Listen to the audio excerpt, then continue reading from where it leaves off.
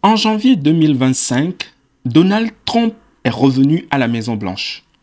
Un homme avec une mission. Pas seulement pour restaurer la gloire passée de l'Amérique, mais pour bâtir un nouvel empire.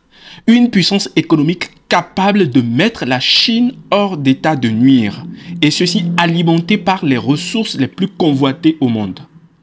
Au cœur de cette ambition se trouve un continent riche en promesses et en périls, l'Afrique. Avec plus de 30% des réserves mondiales de minerais, un besoin urgent de connectivité et un terrain miné par l'insécurité, l'Afrique n'est plus une note en bas de page dans les jeux de pouvoir mondiaux. C'est le trophée. Mais que se passe-t-il quand l'aide américaine, des milliards injectés via l'USAID, devient une monnaie d'échange? Quand la promesse de développement est troquée contre les clés de la richesse minérale africaine? C'est une histoire de risque, de revanche et d'une quête insatiable de domination. Bienvenue dans le pari de Trump. Mesdames et messieurs, bonjour et bienvenue dans ce nouveau numéro de géopolitique et de géostratégie des mines et de l'industrie en Afrique. Aujourd'hui, j'ai le plaisir de partager avec vous ce qui me semble être plus qu'une inquiétude, mais qui est un fait palpable. Si vous êtes nouveau sur cette chaîne, je suis Eudes Sto, consultant, formateur et business trainer en logistique et supply chain minière. Et sur cette chaîne, et dans ce format particulièrement, je partage avec vous les actualités sur les mines en Afrique. Dans ce numéro, nous aurons le plaisir de découvrir un enjeu, un risque, une menace qui plane sur toutes les mines en Afrique. Nous étudierons en détail le nouveau vent de la politique américaine et ce que ce vent porte dans ses ailes pour les mines en Afrique. Vous apprécierez avec moi ces enjeux. Avant de rentrer dans le vif du sujet, je voudrais vous rappeler que nous dispensons des formations spécialisées en logistique des mines. Et nous avons le plaisir de vous inviter à notre formation business sur la logistique des mines. Si ce secteur vous intéresse, je vous prie de découvrir dans la barre de description un lien qui vous indiquera tout en détail sur l'opportunité de suivre une telle formation. Pour ceux d'entre vous qui ne le savez pas encore, nous dispensons également de multiples autres formations dans le secteur de la logistique. Alors, revenons-en aux faits, au sujet qui nous tient. Depuis des décennies, l'Afrique dépend de l'aide américaine. En 2023, l'USAID a injecté plus de 40 milliards de dollars à l'échelle mondiale, dont près de 6,6 milliards en Afrique subsaharienne, hôpitaux en Afrique du Sud, programmes alimentaires au Sahel, réseaux électriques au Kenya, tous marqués par des étoiles et des bandes. Mais en février 2025, tout a basculé.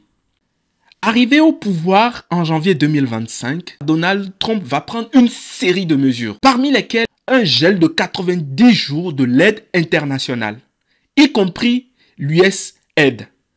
Les cliniques ferment en Afrique du Sud. Les programmes tels que le VIH s'arrêtent au Botswana.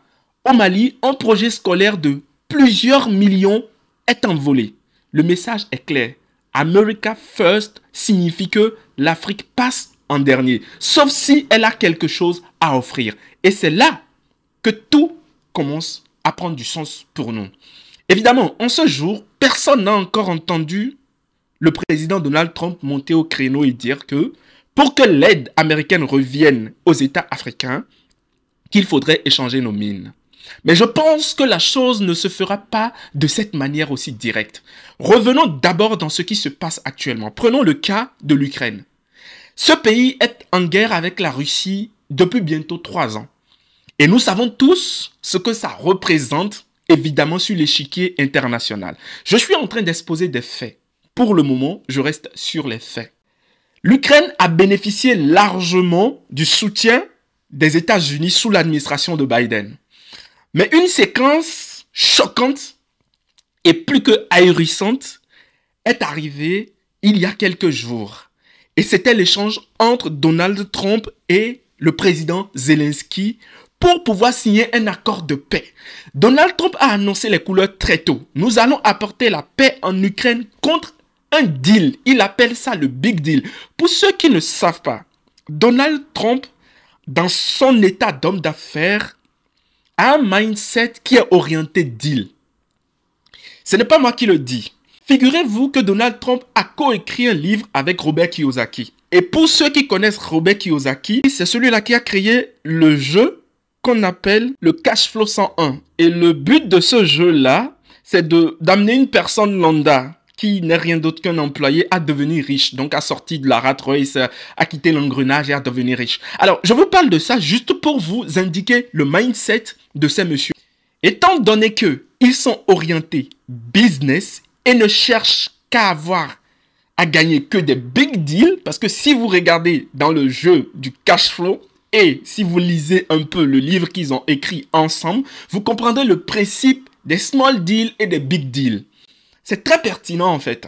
Dans le jeu, on vous apprend par exemple à pouvoir saisir des big deals en partant des small deals. Et quand vous entendez Donald Trump dire tout le temps « It is a big deal, this is a big deal » et on va l'entendre pendant longtemps, l'un des big deals qu'il aura à faire encore, c'est de pouvoir présenter sur la table la capacité d'aide des États-Unis à l'Afrique contre les minerais de l'Afrique.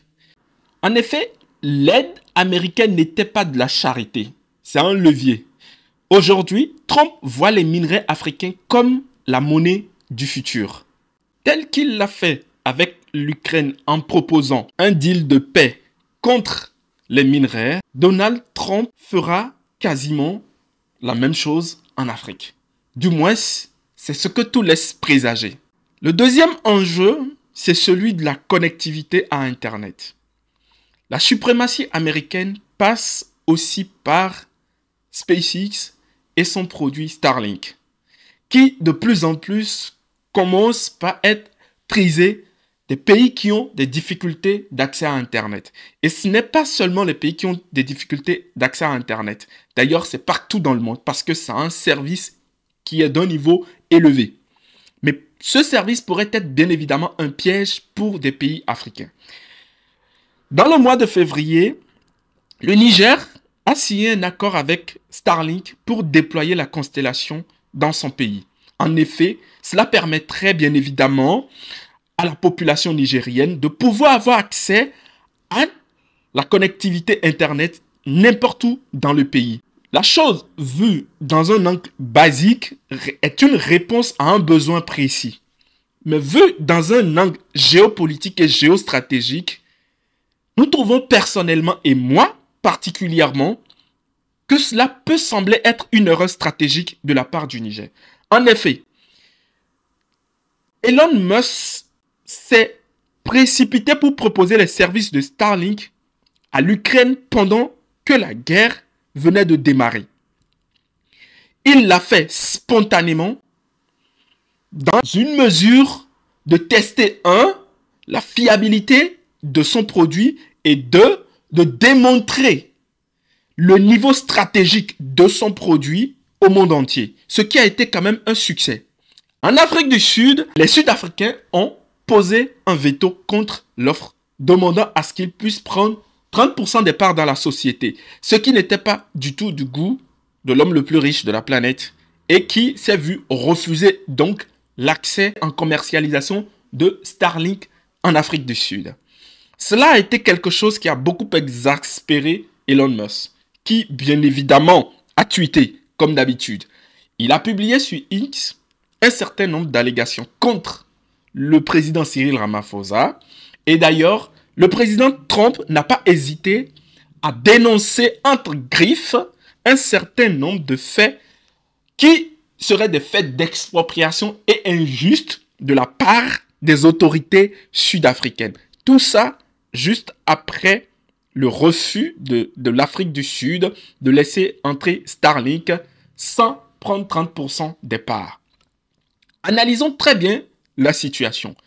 Lorsque l'on devient dépendant d'une technologie de connectivité qui résout des problèmes, parce qu'il faut le dire, Starlink est une meilleure solution. Donc ça résout des problèmes de connectivité. Mais lorsque l'on devient dépendant de ce système-là, ne creusons-nous pas nous-mêmes le risque de nous voir menottés à plusieurs niveaux dès lors que les deals de Donald Trump vont venir au niveau africains, je parie qu'il y aura sur la table les portefeuilles de subventions pour l'aide humanitaire, pour l'aide médicale, pour l'aide au développement, ce qui déjà manque cruellement parce qu'il y a beaucoup de fonctionnaires qui sont déjà au chômage. Mais en plus de cela, ne serons-nous pas tenus par la menace de ne plus avoir accès à une connectivité à laquelle nous nous sommes déjà rendus dépendants? Mais plus encore, la connexion avec Starlink ne constitue pas également aussi une forme de collecte de données. D'une certaine manière, vis-à-vis de nos stratégies africaines, la question reste posée. Qu'il vous souvienne que la Chine a bâti le siège de l'Union africaine, les Chinois n'ont pas hésité à mettre dans ce bâtiment des capteurs pour mettre nos dirigeants sur écoute. D'un point de vue géopolitique, c'est quelque chose qui est inadmissible. Et je me demande si quelque chose de semblable ne se passera pas encore avec l'accord que nous sommes en train de signer avec Starlink. La question reste posée. Je vous laisse dans les commentaires me dire ce que vous en pensez. Mais nous arrivons à un point où nos minerais auront l'épée de Damoclès Trump, Elon Musk sur la tête face à la Chine. Comment pensez-vous que nos dirigeants devraient agir? Quelles sont les mesures que nos dirigeants et les futurs dirigeants devraient prendre en considération dès à présent afin que, dès lors que cette proposition sera mise sur la table, nous pourrions y répondre et d'une manière plutôt légitime? Est-ce que, une fois encore, l'Afrique va rater la révolution des mines, notamment celui des terres rares qui devient le nerf de la guerre technologique aujourd'hui? C'est une responsabilité pour nos États et pour tous les citoyens africains de pouvoir se positionner. Ce n'est pas pour rien si Trump s'intéresse au Groenland.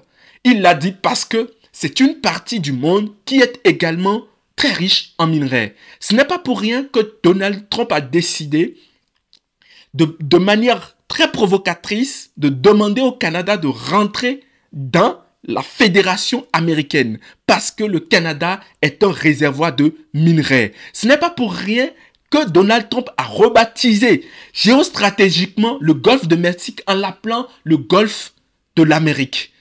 Tout cela est très stratégique. Déjà, le président Trump annonce aujourd'hui que Taïwan a suffisamment volé les États-Unis. En effet, ce qu'il faut reconnaître, c'est que Taïwan, avec la maîtrise de la technologie, des puces nanométriques, notamment des microprocesseurs très avancés, constitue le principal fournisseur du marché des puces électroniques. Et face à cela, plusieurs géants américains se retrouvent butés, tels que Intel, Nvidia, etc. Pour Donald Trump, dire directement que Taïwan a volé les États-Unis pendant longtemps, c'est qu'il est dans la dynamique de reprendre à l'île cette forme de suprématie à ce niveau. Make America Great Again, est-ce que cela demandera d'écraser tout le monde ou est-ce que cela sera de l'intelligence dans les deals? Une chose est certaine, Donald Trump qui s'approche et qui est en train d'être en de bons termes avec Vladimir Poutine ne semble pas présager de bonnes choses pour l'Europe. La suprématie se dicte par des deals et par la force. Et ceci, malheureusement, et les Africains, et les Européens, et le reste du monde, nous l'apprendrons à nos dépens. Qu'en sera-t-il de nos réactions? Qu'en sera-t-il de nos stratégies? Je vous laisse dans les commentaires me dire ce que vous en pensez. Je vous remercie pour ce numéro que vous avez suivi avec moi. Nous nous retrouvons dans un prochain numéro. À très vite.